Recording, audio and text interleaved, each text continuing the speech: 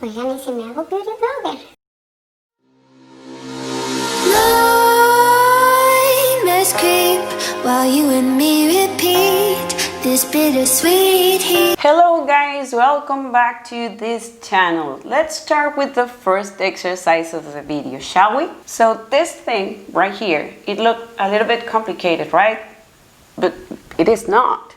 We can easily see that we have a division here with the sum of two elements on the numerator and a subtraction of two fractions on the denominator. So we can work with that. And this is where you say, but how? We just need to remember the order of operations agreement, which states that first you need to work with everything that's inside of the parentheses. When you're done with that, you need to move with any value that has an exponent or a root. That's the second level. Then we just need to multiply or divide anything that we have in our operation.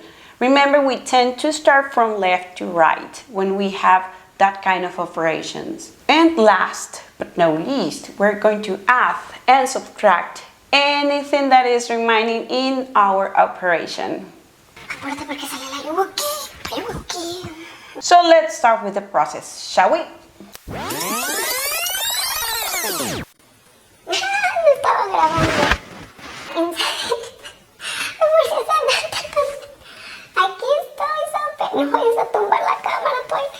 We're going to start by solving all the operations that are inside of the parentheses. In this case, I raised this 2 and this other 2 to the second power. That's why I have a 4 and another 4 right here. Now, for the rest of the operations, we're just going to pass them to the next level unaltered because we haven't done anything with them yet. I also started working with the denominator of the general operation. If you see right here, I found the least common denominator of 3 and 5, that's 15. I divided this 15 by 3, that's 5. Multiplied by 2, that's 10. That's why I have a 10 right here. I also divided 15 by 5, that's 3.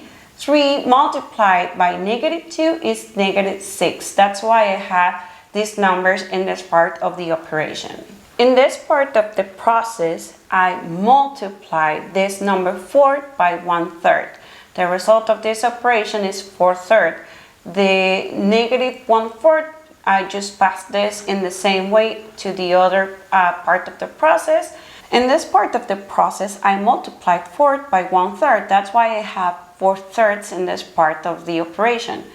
And I also multiply this 4 by this negative 4/5. That's why I have negative 16/5 in this part of the result. Well, it's not the result, process. And now, for the denominator of the general division, I subtract this 6 from this 10 and I obtain that the result of that is 4. But we're working with 15ths. That's why I have 4 15ths on the denominator of the general division.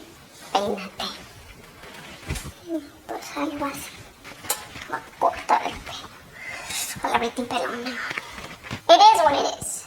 For the next part of the operation, I'm going to find the difference between these two fractions and these other two. For this part of the process, I need to find the difference between these two fractions and these other two. In the first part, I notice that these two denominators are different, which means that I need to find the least common denominator. And the least common denominator of 3 and 4, that's 12. 12 divided by 3, that's 4. Multiplied by 4, that's 16. And 12 divided by 4, that's 3. Multiplied by this negative 1 is equal to negative 3. Well, it's not the same case in this part of the process because these two elements, they have the same denominator, which means that I just need to find the difference between these two and this 16. The result of that difference is negative 14.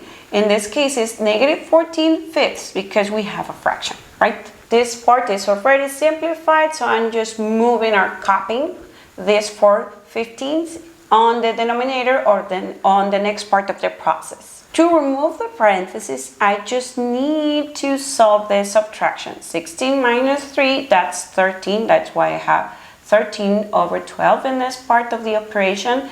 And I'm adding a negative number, which means that I'm just going to subtract this 14/5 from the 13/12 that I have in this other part of the process.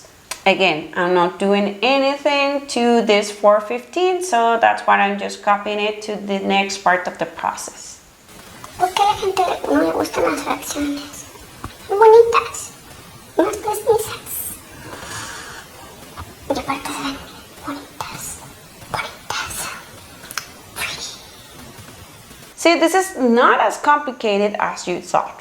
I told you, it's just a long process. You just need to decompose the whole operation into smaller pieces, and you just need to simplify those pieces to find the answer of this kind of exercise. If we continue with our process, we notice that we have a subtraction of fractions on the numerator.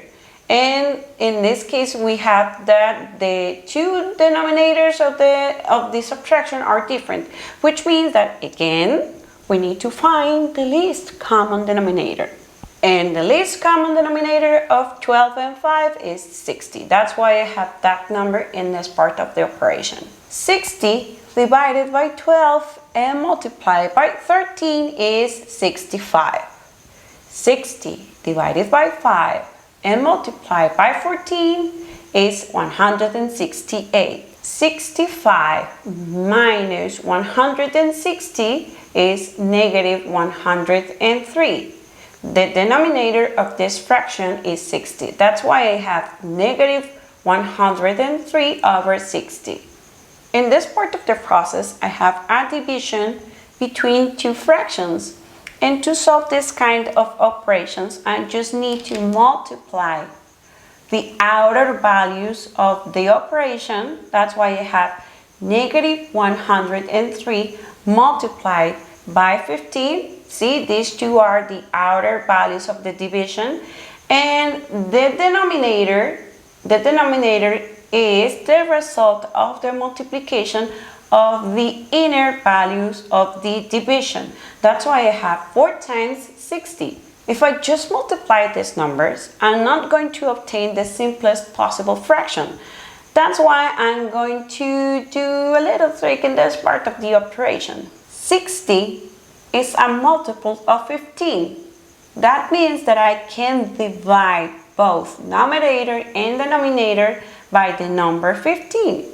I'm going to factor out the 60 to simplify my result. Let me show you. On the numerator, I have negative 103 multiplied by 15. That's the same that I have right here. But on the denominator, I have the same 4 that I had here, but look at the 60. 60 is the same as 4 times 15. See, I just factor out the 60. But why will I do that? Well, to simplify my result. See, this 15 is multiplying the remaining elements on the numerator. And this other 15 is also multiplying the rest of the elements on the denominator, which means that I can cancel out this 15 with this other 15. Now, the result. Negative over positive is a negative number. This 103 is the remaining element on the numerator. That's why I just have 103 in the result. In the case of the denominator, I still have to multiply this 4 by this other 4. That's why I have a 16. And yep, that's my result. Negative 103 over 16. And that's pretty much it. Okay, let's move on to the second exercise. In this case, I have parentheses inside of other parentheses, which means that I'm going to start by solving the inner group and symbols, and then I'm going to move with the next part of the process.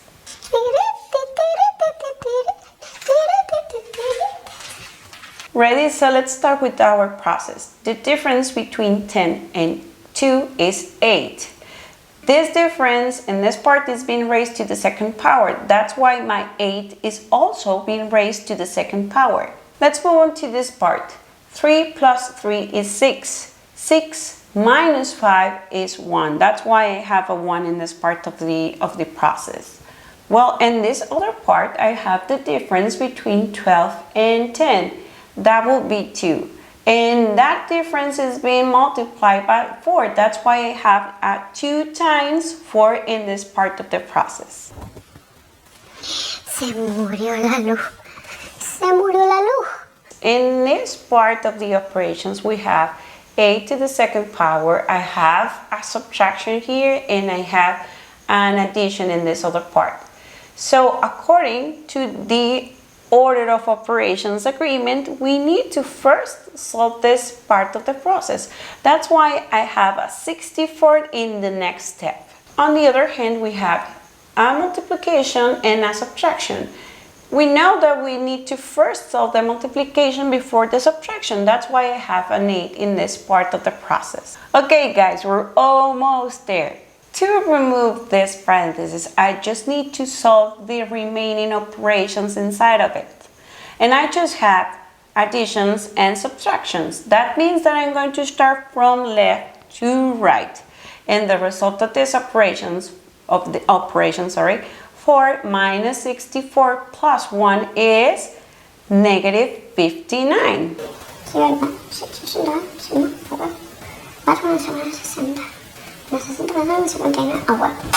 Let's continue. 8 minus 2 is 6, and this 6 is being multiplied by this negative sign, which is the same as negative 1. So negative 1 multiplied by 6 is the same as negative 6. And the result of this operation is negative 65. Why? Because negative 59 minus 6 is the same as negative 65. See? Easy peasy, lemon squeezy. Yay! Ya vamos a empezar el último ejercicio. Porque ya la niña se quiere ir a dormir. Okay guys, are you ready? This is the last exercise of the video. Yeah! First, I'm going to start by finding the difference between 4 and 7. And when I do so, I'm going to raise that result to the second power. Then I'm going to solve the operations inside of the brackets. In this case, I have also grouping symbols inside of these other grouping symbols. So that means that I'm going to find first the difference between this 3 and this 5. And when I obtain that result, I'm going to raise it to the second power.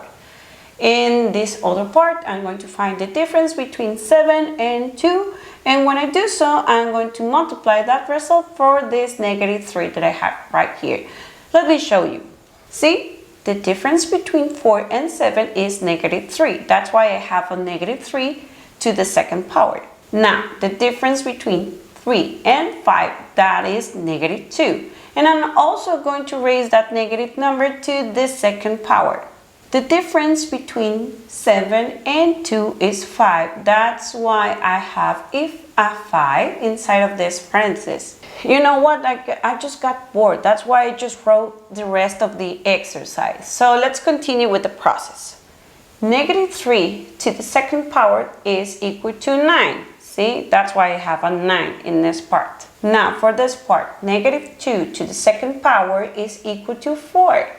And negative 10 multiplied by 5 is equal to negative 15. Next part of the process. 2 times 4 is the same as 8. If you notice, I haven't done anything to the rest of the process. That's why I'm just copying the elements to the next row. To remove the brackets from the process, I need to solve the operation inside of it. 7 plus 8 is 15. Minus 15 is equal to 0. 9 minus 0, it's equal to 9. And that's the answer of the last exercise. Thank you so much for watching. See you the next time. Bye bye. ¿Y qué nos está grabando?